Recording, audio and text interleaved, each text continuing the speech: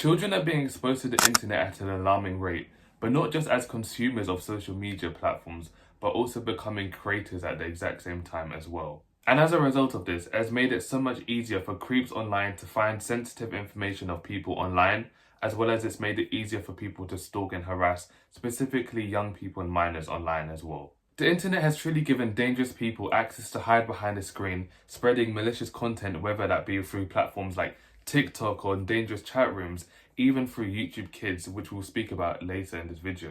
And in this video, we'll be discussing and breaking down how did we get here and answering the question of how did the internet become a safe space for creeps online. Thinking back to my childhood, I actually cannot imagine my childhood without so much of the media and content that I consumed. And I grew up on that whole Disney Channel, Nickelodeon renaissance where there was just so many hit teen shows just going back to back to back to back to back. And one fantasy that I know that so many of us had growing up was the whole fantasy of becoming a child star, making it big and making it famous at such a young age. And for me, like the biggest show that pioneered that fantasy in my mind was the show Jessie. And it's because that was the first time I was watching a show where I was the exact same age as like the lead children stars on that show. And I was like, oh my gosh, like they've got the perfect life. Like they don't need to go to school. They're in Hollywood right now making it big and they're making it famous. Like that's the kind of life that I wanted to have at age 7 to 8. But there was a huge barrier, of course. Prior to how big the internet is right now, in order to be a successful child star, in order to see like child stardom fame, you had to have been on a successful TV show or to have had like a huge modeling gig. And with that comes with agents, it comes with auditioning, it comes with something in order to gain virality. But nowadays that has completely shifted and changed within 2025. And the reason for this shift is because of social media. Look at the way that we consume media and content right now. Like even this video that you're watching this right now, this wouldn't have been able to have happened 20 years ago. Maybe if you were to have seen my face talking about this kind of stuff, I would have been on like the news or have been on like some sort of content media space where I've had to have been like, I had like an agent or something like that. Now I can create content online from the comfort of my own home. And it's good when you have like a certain element of responsibility, like the way that I'm doing this right now. But if you're not responsible on this social media thing, it can actually become very, very dangerous. Within this social media and digital era that we're living in right now, so many people are aspiring to be social media influencers. I'm not too sure if I'd actually classify myself as a social media influencer because my platform is mainly on YouTube. I don't have a huge Instagram or TikTok or Twitter landscape like that. Like I just like that we can just have up. I just have my videos here. You watch them, you go about your day. But a social media influencer is actually described as someone who uses social media to literally influence others. They promote products, services, or a certain lifestyle to their followers. And here's where things can get very, very creepy, because a subsection of influencers is the term kidfluencers. Even saying that out loud is a bit And kidfluencers are described as children who have gained a considerable online following by creating child-centered content on social media channels. And when I think of like the actuality of content and creating content, I see it in two different lenses. The first lens being short form content and the second lens being long term content. And short form content refers to videos or clips that are like 15 seconds long. It doesn't require too much editing. I think of like Instagram Reels, TikTok videos, YouTube Shorts, etc. And one thing about like short length content is I'm not going to say that it's easy to get like to become like proper famous from it because it's a very highly saturated market.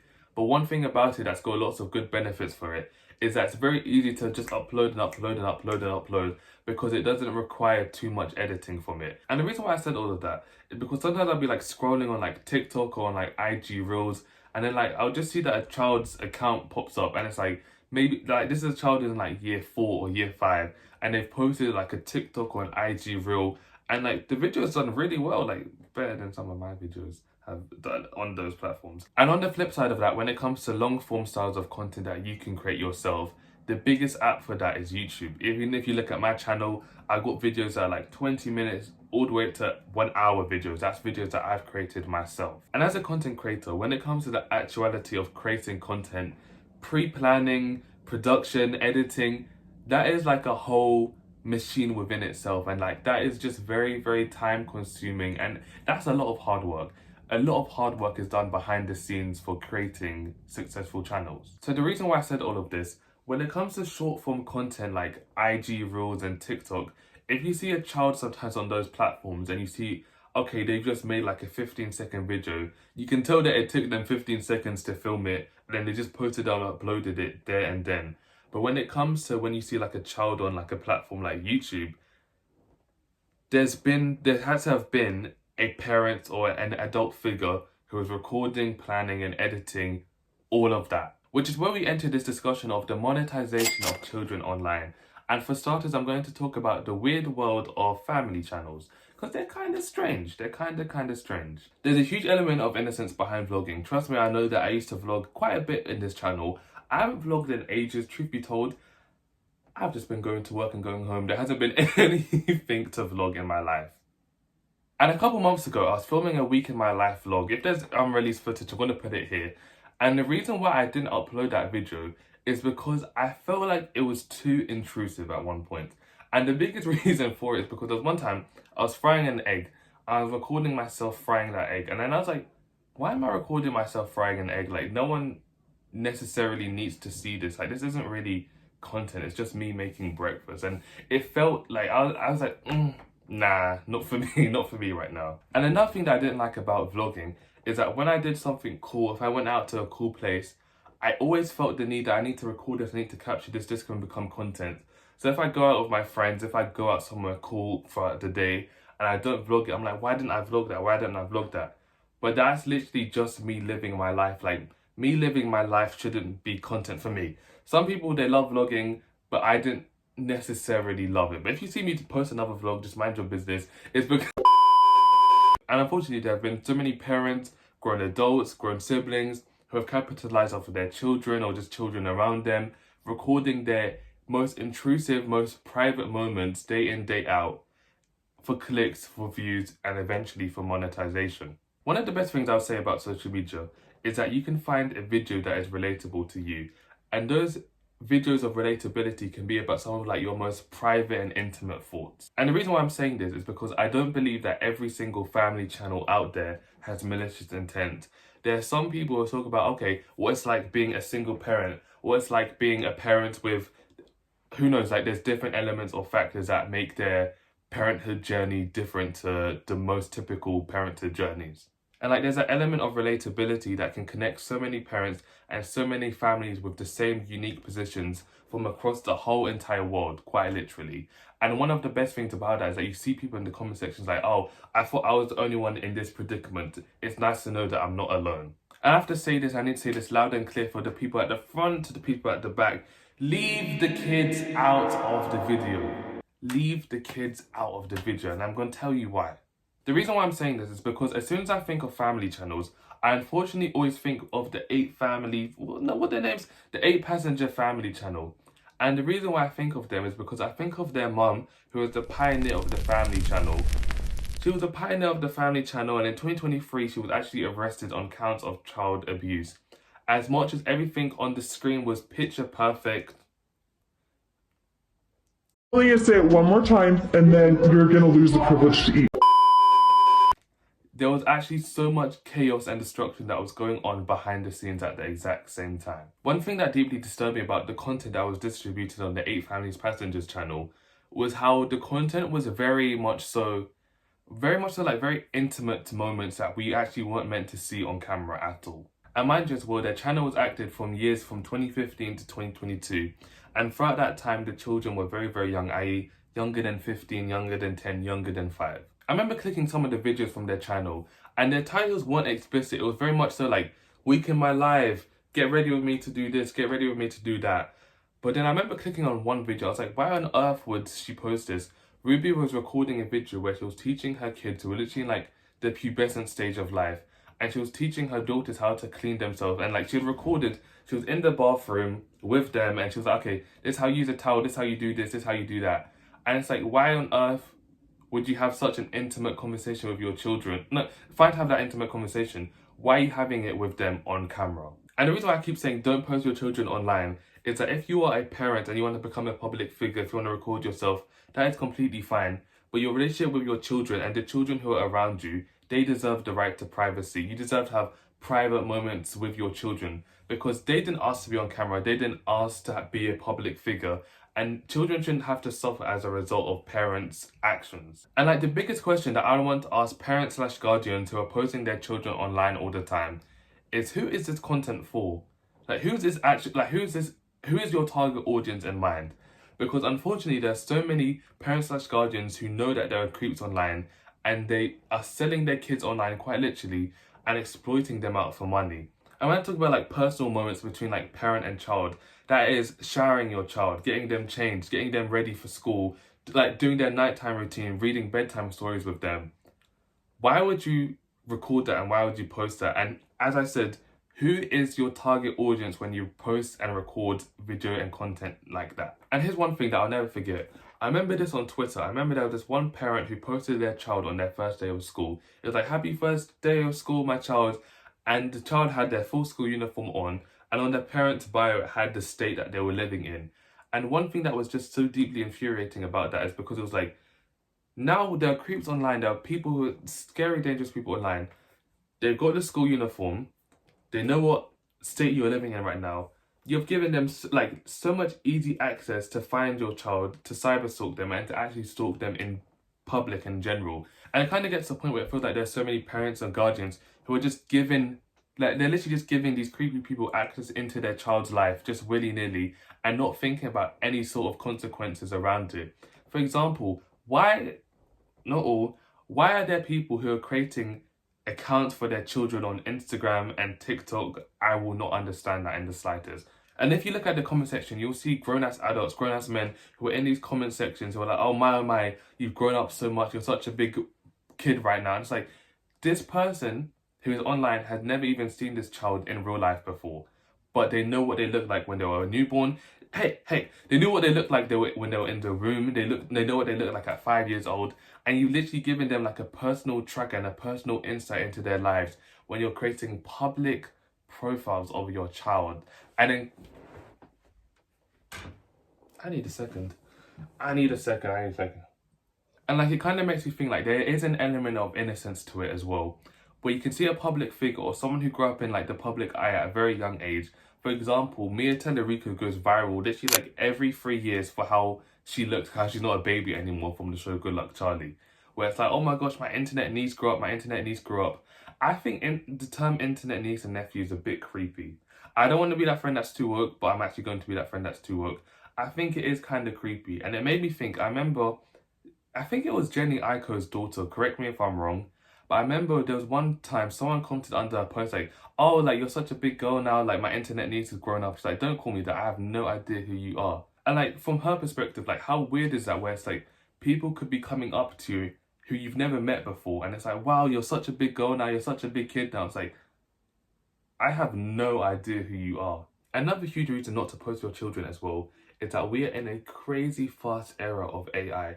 And if you don't know about AI, you have to get to know about it because it's going to become huge. The scary thing about AI is that it's given access to generate so many fake and explicit videos and photos. And unfortunately, there have been people who are generating explicit videos and pictures of minors. So maybe you could be posting your child a harmless photo of them on their first day of school, and who knows, that there are some creeps have screenshotted that and they're using it for explicit manners. And I think the scary thing about it is just, it's so easy. It's so easy to get a photo of someone and just to create all different types of content or videos or pictures of that said person. For this next section of this video, I want to talk about what it's like turning 18. And I want to tell you guys a personal story about me when I turned 18 and how I navigated my early adulthood life. When I think back to my early pubescent years and when I think back to primary school, I remember thinking that 18 was going to be like this huge, big milestone of a birthday. And of course it is, but I just feel like I was going to be in like much more of a bigger place in life. And I felt like I was going to be more of an adult. And then 3 years ago when I turned 18, when I woke up on my 18th birthday, I didn't feel anything. I didn't feel more grown up, I didn't feel more mature. I remember that day I went out with a couple friends. I remember buying alcohol because I was legally able to. I was like, oh yeah, look, I can show you my ID. Like, I'm actually 18 now. But it wasn't as exciting or big as I thought it was going to be, is what I'm trying to say. And now 3 years later, I'm 21 years old. And one thing that I've proper realized in like my new age is actually deeping how young 18 actually is, and how this whole perception that I had of, it's fine, it was just a pubescent like fantasy, that when I turned 18 I was going to have this, I was going to live like this big extravagant life. How far-fetched that actually is, because 18 is actually so young. Even though you have so many authoritative perks by the time that you turn 18, you're still very young, and in the grand scheme of adulthood, you're literally you're the baby. At 18, you're like the baby of adulthood. And there's a reason why I said all of that in correlation with today's video. I believe online for a very long period of time, there's been this online infatuation where so many creeps are waiting for young people to turn 18. And there are lots of examples that I can give to testify for this. But I think one of the biggest ones that stick to me is thinking of Emma Watson and the monstrosities that she had to deal with on her 18th birthday. On Emma Watson's 18th birthday, paparazzi attempted to take pictures under her skirt by laying down on the pavement in front of her house and then published them. If those photos were taken 24 hours earlier, it would have been illegal. But because she had just turned 18, it was legal, but obviously very morally and ethically wrong. And the next story that comes to my mind is when I think of MGK, when he was 23 years old and said that he had a crush on a then 17-year-old Kendall Jenner. You count down the days until she's 18? I'm not waiting until she's 18. I'll go now. I'm 23, dog. Or the horrible degree of harassment that Justin Bieber had to face during his time as a child star, with so many interviews with a deep, creepy infatuation of his sex life and his love life, asking him very inappropriate questions as a minor. You're 18 now. Are we going to hear you talking about sex? What are you going to talk about on this record? And unfortunately, there's so many more names and unfortunately so many more stories that come to mind as well. And the reason why I mentioned this is because I believe that the internet has given access for so many people to prey on young people and to prey on child stars in general. And it's just so disgusting to think about how many disgusting creeps are out there who are infatuating so much about a said child star turning 18, with online groups and forums of people literally counting down until their 18th birthday party. And the horrible thing about this is this new era of social media has only made this matter worse. It feels like since 2020, the internet cannot stop talking about OnlyFans. And for the relation of today's video, I have to call it OF because YouTube. If you don't know what OF is, on their website, OF is described as a platform built for creators and fans with more than 3 million creators to connect with fans and to monetize their content safely. And not everyone who is on that platform is posting explicit things, but that kind of is the main purpose of that app, because you're not really going to go on OF to learn like cooking videos or something. And the thing that stands out about OF is that if you are an explicit content creator, you can create content at the comfort of your own home. You don't need to go to a major brand or a major label where you have to sign so many hectic contracts. No, you can control and create that own explicit narrative that you want to create. So there are lots of explicit creators who actually prefer posting on OF.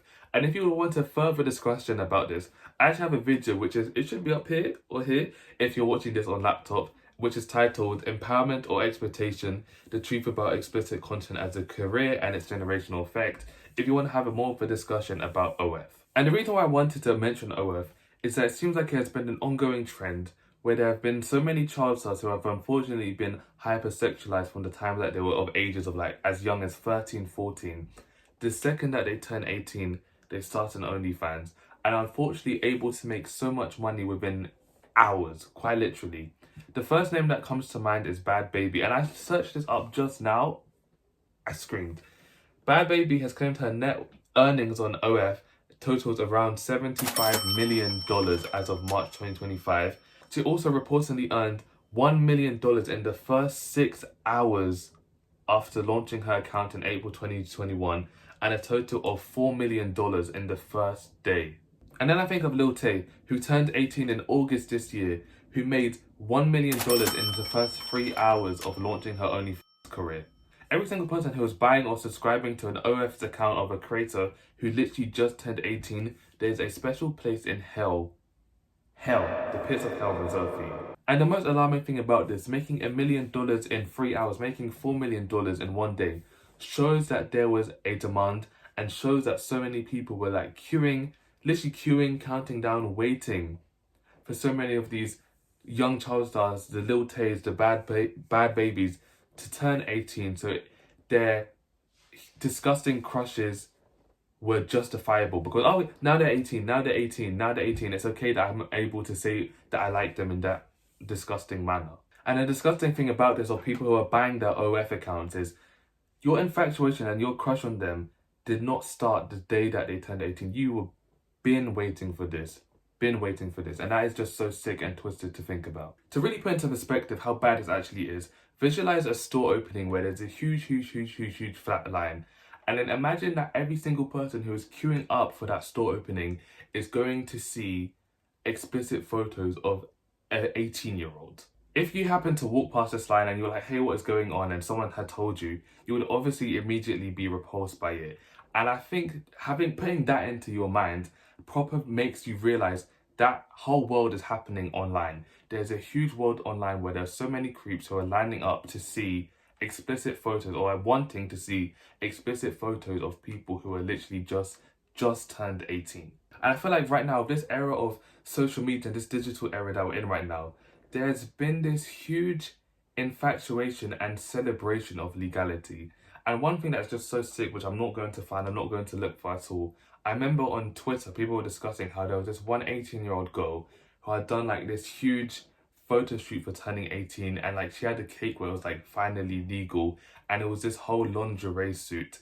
And I feel like so many people like we're sending this horrible message to a generation of young people that as soon as you turn 18, it's like this, you turn 18 and it's like you're all of a sudden sexually liberated, or you have to act in a sexual manner. That's what it means to be a grown-up. That's what it means to be an adult. I was just sitting here thinking, where did this obsession with legality come from? And I think a huge factor to that is that in the world that we live in right now, there's always been this ongoing fetishization of innocence. And it's really gross to say it loud, but it makes me think of those explicit sites that push an overtly sexual narrative behind teenagehood, a disgustingly over sexual narrative behind teenagehood, may I add. And what I mean by that is there will be explicit videos on explicit sites, and the creators are dressed in school uniforms, and the captions are like, schoolgirl gets, you know what I'm saying. And that is why when it comes to explicit sites or being an explicit content creator, you can't always automatically brand that whole industry as great sexual liberation, because not everyone who is on that platform are there to support or promote good sexual ethical values. We've definitely established that lots of people use the internet maliciously, and one thing about the internet and why it's so huge in 2025 is so many people run to the internet as a pacifier or as a safe space. And nowadays, this has literally been something that feels like it's been implemented in a child's life from the second that they are born. They're thrown an iPad, they're thrown a phone, they're thrown a tablet, and that iPad, that tablet has been used as a pacifier and a source of comfort as well. And lots of creeps online, they know this, which brings me to the point of the phenomenon of Elsagate. And if you haven't heard of Elsagate, Elsagate is a controversy that was surrounding videos on YouTube and YouTube Kids that were labelled as child-friendly.